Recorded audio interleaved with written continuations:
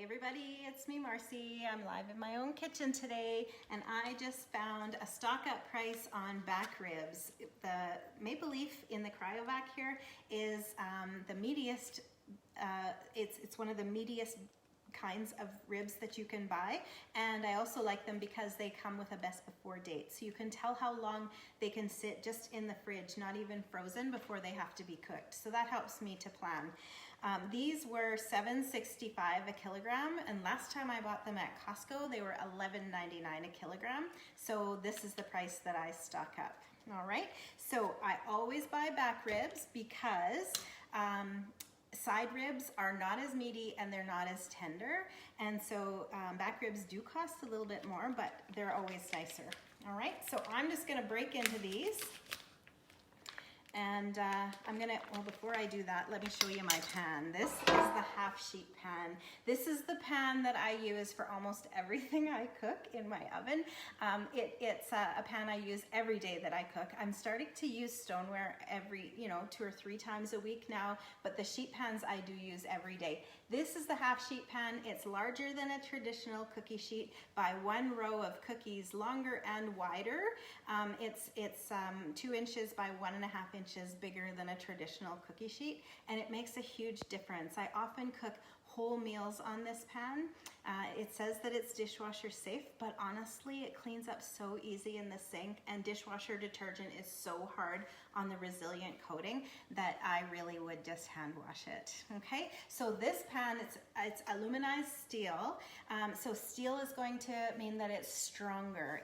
When you put it in the oven and it heats up, you don't hear it go ping and have one corner pop up. It's strong, it's gonna stay flat, and it's enormous. Okay, so I'm a big fan of this pan, and so I'm gonna cook the ribs on here. I wouldn't cook ribs on a stone because on stoneware you have to have your food spread out and covering 75% of the surface area, and with ribs you just can't do that because they're well, you can't spread them out because they're such solid pieces of meat. And the other thing is at some point I'm going to have to turn these ribs, and you can see the way the bones are curved. When I turn it so that that side is down, very little of the ribs will be touching the stone. I broke a bar pan myself cooking ribs, and it's a very common thing. So I definitely wouldn't cook ribs on a stone. All right. So here it's in 2 pieces, and sometimes this is the case and sometimes it's not. So let me just check. But on the back, there's like a membrane of some sort, and you can cook them just fine with that on if you're in a rush, but if you take them off, your ribs will be 100 times more tender. Okay, so all I did was with a sharp knife, I cut a slit in the back of the rib, see right there, and now just with my fingernail, I can go under and I'm pulling it up, okay? So it'll just kind of come off, it'll just, run like pantyhose kind of a thing, but I just want to take off that whole layer, and it'll run all along the bones. It's slippery too. All right. So I'm just ripping that off. Sometimes that'll already be taken off. So if you can't find it and you can't get it started, don't worry too much. It might not be there, but I would say most times it's there. All right. So there we go. I'm all the way at the end, and it didn't just cut off, so I will take it off. All right, so that's all it is. This is the only undigestible, well, aside from the bones, it's the only undigestible part of your ribs. Okay, so we'll do this side as well.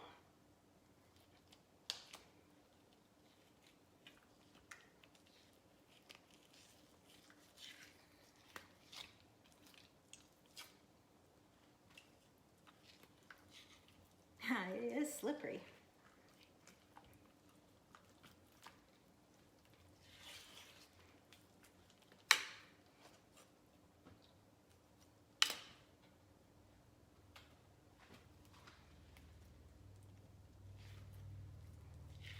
There we go. Oh, ribs. These are just the most delicious. Okay, I just need to wash my hands now.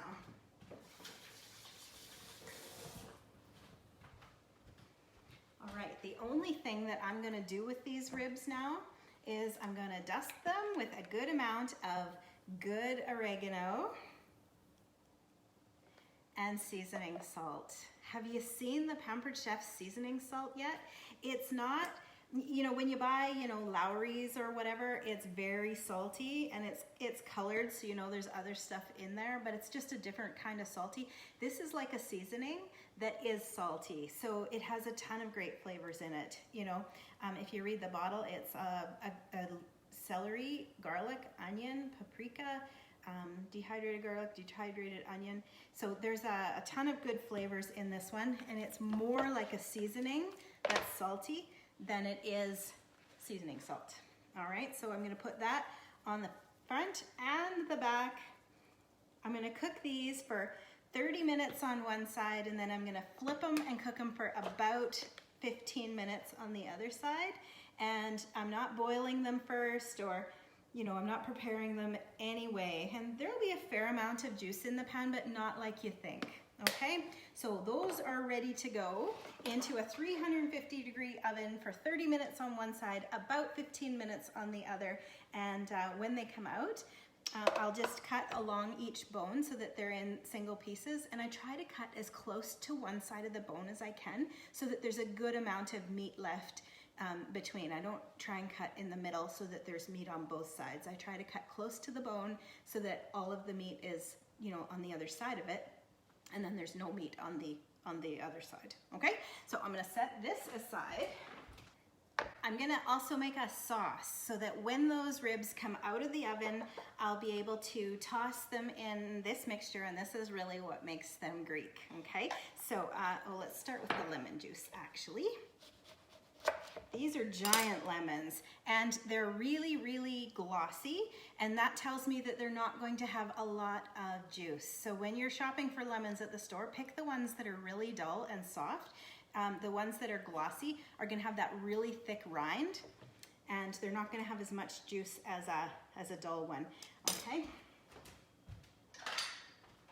So I'm going to press the whole lemon, and I can see that it's too big to fit in my citrus press, so I'm gonna cut it in half,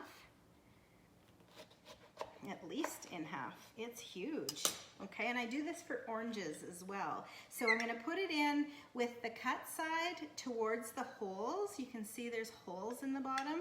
So always with the cut side toward the holes, so that when you start pressing the juice, it just comes right out the bottom. Okay, give it a good press. Okay, and then when I'm finished, the lemon is inside out and almost dry. So this is the quickest way to get all of your juice out of your lemon. Whoop. You just tuck that in and press it through. Okay, and this one. So I'm looking for about 1/3 of a cup of fresh lemon juice, and you can use the stuff out of the bottle. I think it's called Real Lemon. It is, it's plenty sour, but I don't think it tastes much like lemon. So for how long lemons last in your fridge, I think you could always keep one in there for just such an occasion where you want to have anything Greek. Okay, so there is just over 1/3 of a cup of lemon juice. So my citrus press now, I'm gonna rinse it under the tap, and I'm gonna put it in the dishwasher. Don't let it sit with the lemon juice on it all day until the dishwasher runs, because it's really hard on the coating. All right, so I'm gonna add Worcestershire sauce up to, well, it's equal parts. So I have just over 1/3 of a cup. So I'm gonna go to just over 2/3 of a cup with Worcestershire. There we go. All right. Oh, that was my whole bottle. Perfect. So that is all that's in the sauce. So when the ribs come out, I'm going to cut them apart. I'm going to try and leave as much meat on one side and cut as close to the bone as I can on the other side. And then I'm going to put them in a giant bowl. Then I'm going to pour this over top and stir them up nice and serve them right from the bowl. Now, if I had to wait a while before supper was ready, or if it was a potluck, I would totally put them in my slow cooker, and they could sit in my slow cooker, you know, almost all day. At once they're cooked with the sauce on and they don't dry out. So this is a great make ahead recipe. All right, so with my ribs, I'm going to also make baked potatoes because I think that when the oven is going to be on for that long, I might as well throw the potatoes in with it. So I just take my fork and poke a few times. Just, do you know why you do that? You do that just to break the skin so that the steam doesn't build up, and they, you know, then they cook more evenly, and you don't scald yourself when you bite into it. So all I did was just barely poke, just enough to get through the skin. And I'm going to put a little bit of oil in a bowl. These are decadent baked potatoes, I tell you, okay? And then I'm going to toss my potato in that. I even have some foil, a little piece of foil. Okay, I toss my potato in that, dab it off, and with my seasoning salt, my seasoning that is salty, this is new from Pampered Chef, it's gonna be very popular. So I just coated it in seasoning salt, and then I'm going to, how can I do this so you can see? I'm gonna just wrap it in foil, okay? Just kind of on an angle. And then if I put this in the oven alongside my ribs, it will cook. It'll be perfect, but the oil will leak out of the foil and it'll make a mess in the bottom of my oven, which I hate. So I'm gonna just take my loaf pan and pop it in. I'm actually gonna do 4 of these. So that's how I cook baked potatoes, in my loaf pan. So I don't cook a ton of, you know, banana loaf and zucchini loaf and such, but my loaf pan gets used every time I make baked potatoes. All right, so we'll sprinkle some on there.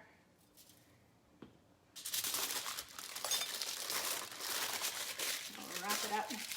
And what I love about the loaf pan, even though I don't bake bread, you guys, you can get bread at the store. It's already sliced and in a bag. You don't really need a loaf pan to have bread. But what I like about the loaf pan is no matter what I'm cooking in there, it'll fit in the oven alongside something else. So, you know, at Christmas or Thanksgiving, when I cook a turkey and a ham. It's like Tetris, trying to fit things in the oven. And so typically I cook the sweet potatoes in my loaf pan because they fit alongside all the bigger pans.